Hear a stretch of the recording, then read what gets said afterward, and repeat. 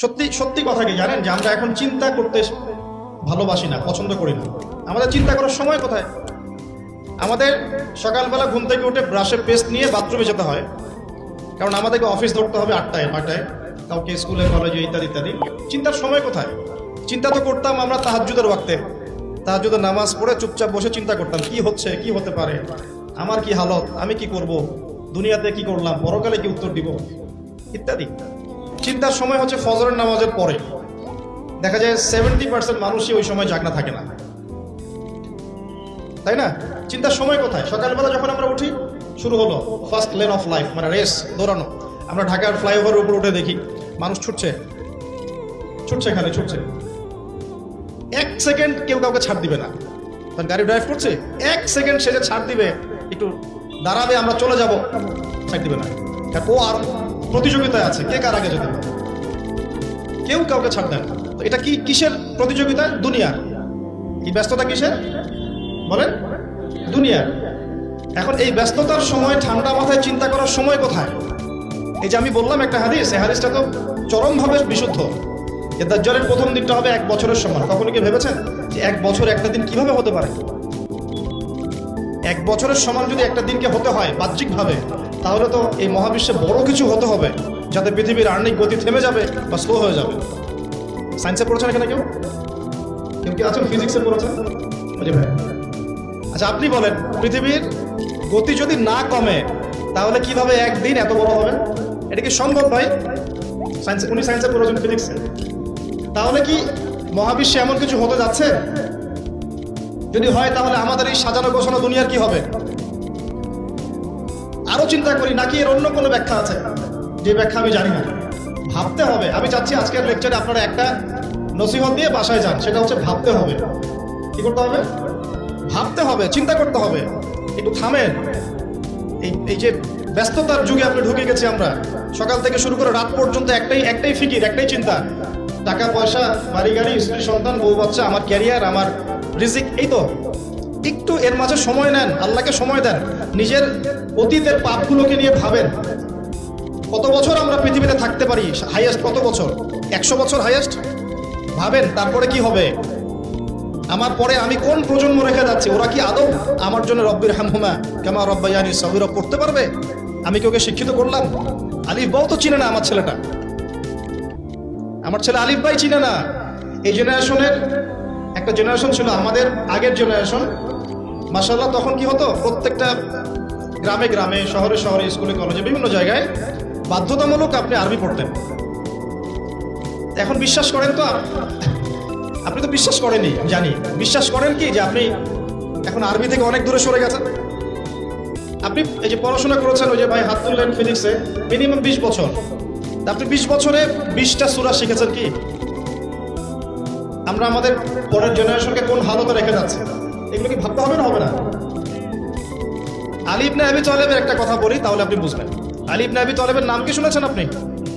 শোনা উচিত ছিল। তারা আপনার আইডল। মেসি নেইমার আপনার আইডল নয়। মেসি নেইমার সৌদি আরবের আইডল। কিসের আইডল? আমাদের আইডল নয়। আমাদের আইডল হচ্ছে মুহাম্মদ সাল্লাল্লাহু আলাইহি ওয়াসাল্লাম, সাহাবায়ে কেরাম, তাবে তাবেঈন, ইমামগণ, মুজতাহিদ কেরাম, মুজাহিদ কেরাম। আলী ইবনে আবি তালেব বলতেন যে মানুষ যখন দুনিয়ায় চলাফেরা করে তখন মনে হয় সে ছাড়া দুনিয়াতে আর কিছুই নাই। আর সে এমনভাবে দুনিয়া থেকে চলে যায়, মনে হয় সে কখনো দুনিয়ায় ছিলই না। দুটো কথা ভাবেন, ভাবতে হবে। আজকের লেসনটা কি? ভাবতে হবে। তিনি বলছেন মানুষ এমনভাবে দুনিয়ায় চলাফেরা করে মনে হয় সে ছাড়া দুনিয়াতে আর কিচ্ছু নাই। আমাদের চলাফেরা এমন না? দেখেন প্রত্যেকটা অঙ্গনেই, পলিটিক্যাল অঙ্গন, ইকোনমিক অঙ্গন, ধর্মীয় অঙ্গন। পলিটিক্যাল অঙ্গনে একজন নেতার চলাফেরা দেখলে মনে হচ্ছে সে ছাড়া কিছুই নাই দুনিয়াতে। যারা অর্থনৈতিক জীবনের নেতৃত্ব দিচ্ছেন তাদের কাছে মনে হচ্ছে আমরা ছাড়া দুনিয়ার ইকোনমির আর মধ্যে কিছুই নাই। আমরা যারা ধর্মতাত্ত্বিকভাবে চলাফেরা করি মনে হয় যে এই হুজুর ছাড়া আর কিছুই নাই দুনিয়াতে। আমার চেয়ে বড় শায়খ আর কে আছে? আমার চেয়ে বড় আর আলেম আর মুফাসসির কে আছে? সমস্যা সবার ভিতরে। শুধু এক শ্রেণীর মানুষকে আপনি টার্গেট করে আঘাত করে কথা বলা যাবে না। দেখতে হবে দূরদর্শিতার সাথে। সমস্যা সবার ভিতরে। এখন দেখেন আমরা দুনিয়াতে চলছি, মনে হচ্ছে যে আমরা ছাড়া কিছুই নাই মনে হয়, কিন্তু মানুষ দুনিয়া থেকে চলে গেছে। প্রায় মিলিয়ন, বিলিয়ন, ট্রিলিয়ন মানুষ এখন দুনিয়া থেকে চলে গেছে। সূচনা থেকে এই পর্যন্ত তাদের কোনো খবর আছে? কাদের খবর আছে যারা এই দুনিয়াতে থাকাকালীন এমন কিছু করে গিয়েছিল যার ফলশ্রুতিতে আল্লাহ পাক তাদেরকে চিরস্মরণীয় করে? আমরা কি আবু বকর সিদ্দিকের নাম শুনে নেই? তার কৃতিত্ব মর্যাদা কি কমে গেছে না বেড়েছে? উমর ইবনুল খাত্তাবের নাম শুনি নাই? পৃথিবীর শেষ পর্যন্ত তার মর্যাদা কি কমে যাবে? উসমান বিন আফফানের নাম শুনেছেন? তার কথা কি আমরা আলোচনা করি না সম্মানের সাথে? আলী রাদিয়াল্লাহু আনহুর কথা বললাম, তার কথা কি আমরা সম্মানের সাথে আলোচনা করি না? করি। তার মানে আমরা আমাদের কীর্তি দিয়ে, ভালো কিছু কাজ দিয়ে এই দুনিয়াতেও অমর থাকতে পারি, আল্লাহর কাছেও সম্মান পেতে পারি। এটাই কি আমাদের জীবনের উদ্দেশ্য হওয়া উচিত না? ভাবতে হবে কিনা? আল্লাহ পাক আমাদেরকে তৌফিক দান করুন। যে পয়েন্ট থেকে আসলাম, কিভাবে সম্ভব বলেন তো একটা দিন এত লম্বা হওয়া?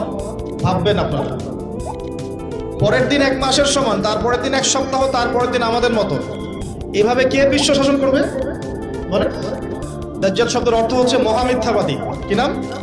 মানে যার মিথ্যার উপরে পিএইচডি আছে, মিথ্যার উপরে পশ্চিমা বিশ্বের মতো। ওরা যদি বলে এটা দিন, ধরে নেবেন এটা রাত। ওরা যদি বলে এটা রাত, ধরে নেবেন এটা দিন।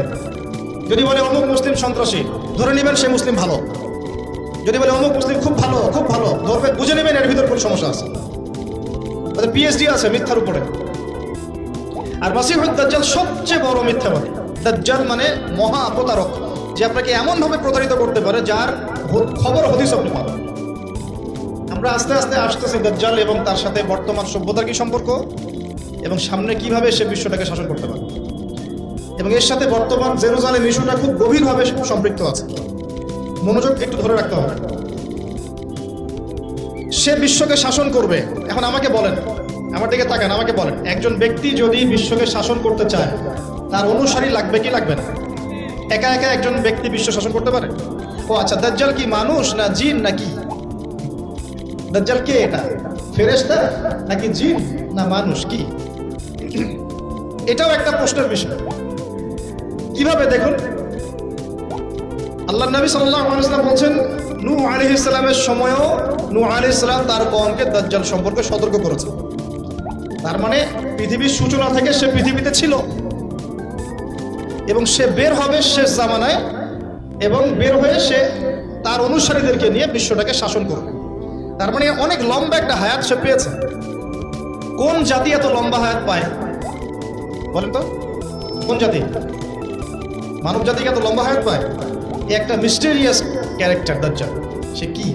তারপরে দেখুন, নবী সাল্লাল্লাহু আলাইহি ওয়াসাল্লাম একটা হাদিসের মধ্যে বলেছেন যে তাকে ওই তামিম দারির ওই দ্বীপে বন্দী করে রাখা হয়েছে। আপনারা হাদিসটা জানেন? অনেকে জানেন।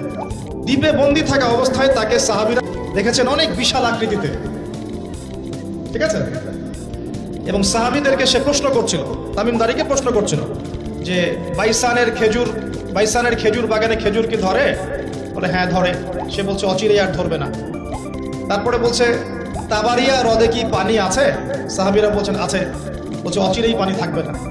তোমাদের ওই উম্মি নবীর কি খবর? সাহাবীরা বলছেন যে তিনি মক্কা থেকে মদিনায় হিজরত করে এসেছেন, বদরের যুদ্ধ হয়েছে, বালতির মতো তার অবস্থা, একবার এদিকে পাল্লা ভারী হয়, একবার এদিকে পাল্লা ভারী। মানে বদরে জিতেছেন, উহুদে বিপর্যস্ত হয়েছেন। তখন এই ব্যক্তি বলছে যে তোমাদের জন্য উত্তম হবে ওই ব্যক্তির অনুসরণ করা। দাজ্জাল এই কথা বলছে, তোমাদের জন্য উত্তম হবে ওই উম্মি নবীর অনুসরণ করা। সাহাবীরা জিজ্ঞাসা করছেন আপনি কে? তো সে বলছে যে আমি হচ্ছি দাজ্জাল, আমি হচ্ছি দাজ্জাল। আমাকে অচিরেই এখান থেকে মুক্ত হওয়ার অনুমতি দেওয়া হবে, তখন আমি এই পৃথিবীটাকে শাসন করব।